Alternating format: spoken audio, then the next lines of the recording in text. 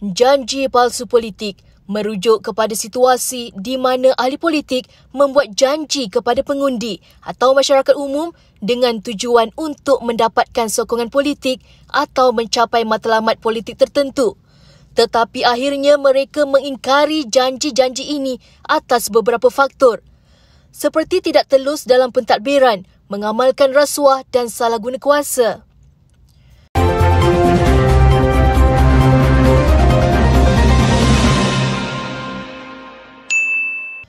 Ini adalah fenomena biasa dalam kancah politik dan sering menimbulkan ketidakpercayaan rakyat terhadap sistem politik secara keseluruhannya.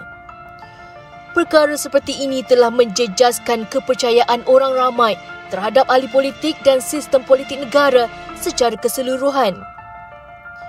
Ketidakpercayaan ini boleh menghalang penyertaan rakyat untuk turun mengundi dan melahirkan sikap skeptikal terhadap janji politik pada masa hadapan. Golongan muda juga berasa bingung dan memikirkan nasib mereka tidak terbela sekiranya menyokong pimpinan kerajaan yang mengamalkan budaya sedemikian. Janji yang tidak ditunaikan oleh seseorang ahli politik boleh menggugat kebolehpercayaan dan kredibilitinya di mata rakyat. Jika ahli politik secara konsisten gagal menunaikan janji, rakyat akan hilang kepercayaan kepada pemimpin dan mula berasa dikhianati. Kredibiliti ahli politik amat penting untuk mengekalkan hubungan saling mempercayai antara pemimpin dan rakyat. Walau bagaimanapun, harus diingat bahawa tidak semua ahli politik terlibat dalam janji palsu, rasuah atau penyalahgunaan agama. Ada juga ahli politik yang jujur, berintegriti dan bertanggungjawab. Oleh itu, adalah penting bagi golongan muda untuk melihat melangkaui stereotip dan membuat pertimbangan yang bermaklumat dan kritis. Perdana Menteri Malaysia Anwar Ibrahim pernah memberikan amanat kepada orang muda supaya tidak menelan bulat-bulat tuduhan dan janji orang politik. Sebagai seorang yang telah lama menceburi bidang politik, Anwar Ibrahim mengakui memang ada beberapa ahli politik menggunakan retorik perkauman dan agama untuk menyerang kerajaan. Antara dakwaan mereka ialah kononnya beliau membenarkan negara ini diambil alih oleh kaum Cina dan DAP. Namun perkara ini fitnah dan tidak pernah terjadi sama sekali. Menurutnya, kerajaan perpaduan sentiasa mempertahankan perlembagaan persekutuan dan segala perkara yang terkandung di dalamnya termasuk kedudukan bahasa Melayu, hak keistimewaan orang Melayu dan Bumi Putera, Islam sebagai agama persekutuan, status Raja-Raja Melayu. Tegasnya, kerajaan melaksanakan perkara itu dan pada masa sama tetap menjaga kebajikan semua rakyat di negara ini. Menurut Anwar lagi, negara akan rosak jika rakyatnya gagal berfikir secara kritis dan memilih untuk menerima apa saja yang dikatakan oleh ahli politik kepada mereka. Mengulas mengenai perkara itu, dia mengakui keadaan politik negara mungkin menyebabkan golongan belia hilang kepercayaan terhadap pemimpin negara.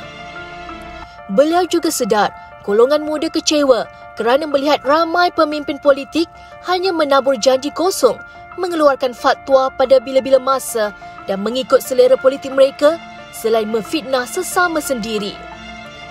Disebabkan politik yang melampau ini menyebabkan golongan muda keliru dan merasakan kepentingan mereka tidak diutamakan. Walau bagaimanapun, Perdana Menteri turut memberitahu golongan pelajar tidak seharusnya hilang keyakinan terhadap kerajaan sedia ada kerana mereka sedang bekerja keras untuk melaksanakan reformasi termasuk menentang amalan rasuah yang telah lama parah. Golongan muda harus berhati-hati dan memahami realiti politik yang berlaku pada hari ini. Kestabilan negara yang wujud pada hari ini harus dipertahankan. Ada beberapa perkara yang perlu difahami oleh golongan muda tentang dunia politik ini. Jom kami kongsikan perkara-perkara yang perlu diambil kira sebelum membuat sebarang keputusan untuk menyokong ahli politik. Pertama, kempen politik. Setiap kali menghadapi pilihan raya, pastinya akan muncul parti-parti politik yang cuba mendapatkan sokongan pengundi. Segala janji sering ditaburkan semasa kempen politik ini, di mana ahli politik dengan sedaya upaya cuba meraih sokongan pengundi. Mereka akan membuat janji yang bercita-cita tinggi atau tidak realistik. Tujuan mereka hanya satu, iaitu meraih undi untuk mereka berkuasa. Ada juga parti politik yang sanggup menggunakan agama untuk mencapai matlamat politik atau mendapatkan sokongan politik. Mereka menggunakan identiti agama dan membawa isu agama sebagai alat untuk mempengaruhi pemikiran pengundi. Terutama sekali pada pengundi yang berpegang teguh pada ajaran agama. Namun malangnya, setelah mendapat kuasa, mereka langsung tidak mengamalkan cara pentadbiran yang dianjurkan oleh agama itu sendiri.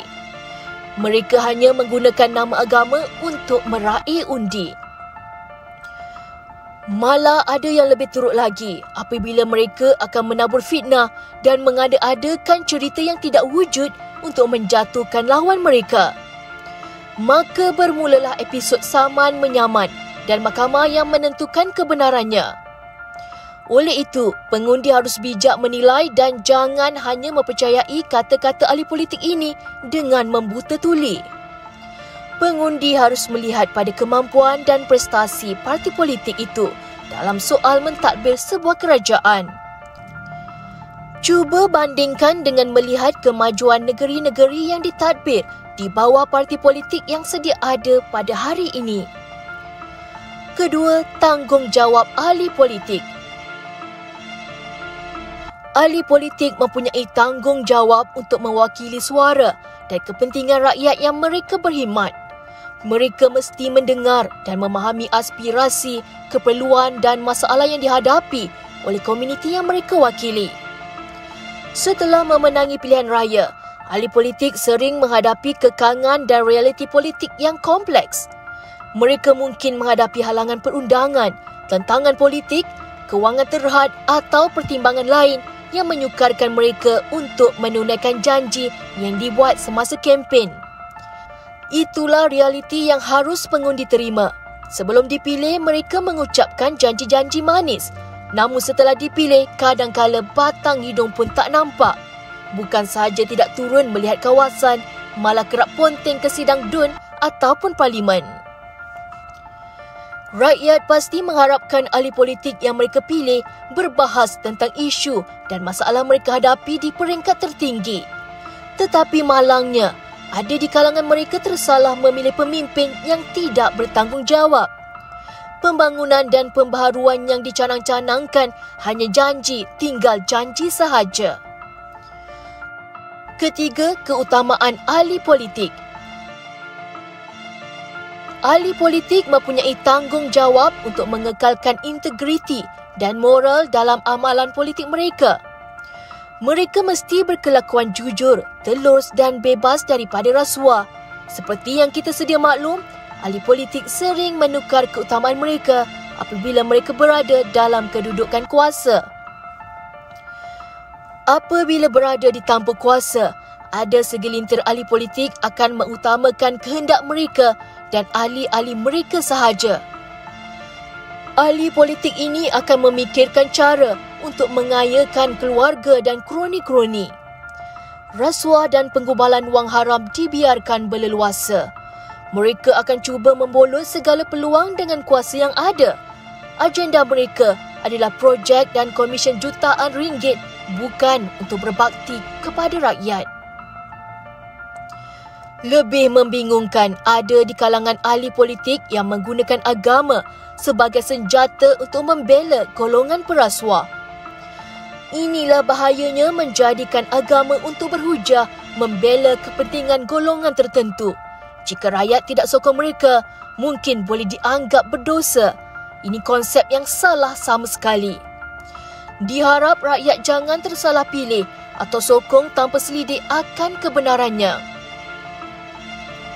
Keempat, keadaan semasa. Perubahan keadaan politik, ekonomi atau sosial boleh menjejaskan kestabilan dalam negara. Jika keadaan berubah secara drastik, ahli politik mungkin tidak dapat melaksanakan janji mereka dengan cara yang diharapkan. Namun begitu, rakyat harus melihat dari perspektif penyatuan semua pihak. Parti politik yang menjurus ke arah perpaduan dan kebersamaan seharusnya layak dipilih. Elakkan memilih parti politik yang menjurus ke arah perpecahan. Ahli politik selalunya beroperasi dalam konteks yang kompleks, di mana mereka mesti mempertimbangkan pelbagai kepentingan. Contohnya, seperti mendapat kelulusan daripada badan perundangan, persetujuan gabungan parti politik atau pihak berkepentingan lain. Ini boleh menghalang langkah yang diperlukan untuk melaksanakan janji politik semasa pilihan raya. Ada juga kisah ahli politik yang berkomplot sesama mereka untuk menggulingkan kerajaan yang sah hanya kerana tidak lagi sefahaman. Perkara seperti inilah yang akan membantutkan usaha membangunkan negara akibat tindakan segelintir ahli politik yang tidak bertanggungjawab dan mementingkan diri sendiri. Secara kesimpulannya, memilih rakyat politik yang berjuang untuk rakyat bukanlah satu tugas yang mudah. Penyelidikan, pemahaman dasar dan penglibatan aktif dalam proses politik diperlukan dari masa ke semasa. Dengan memilih pemimpin yang benar-benar mewakili kepentingan rakyat, kita dapat memastikan prinsip demokrasi dikekalkan dan kerajaan akan mencapai kemajuan yang diharapkan.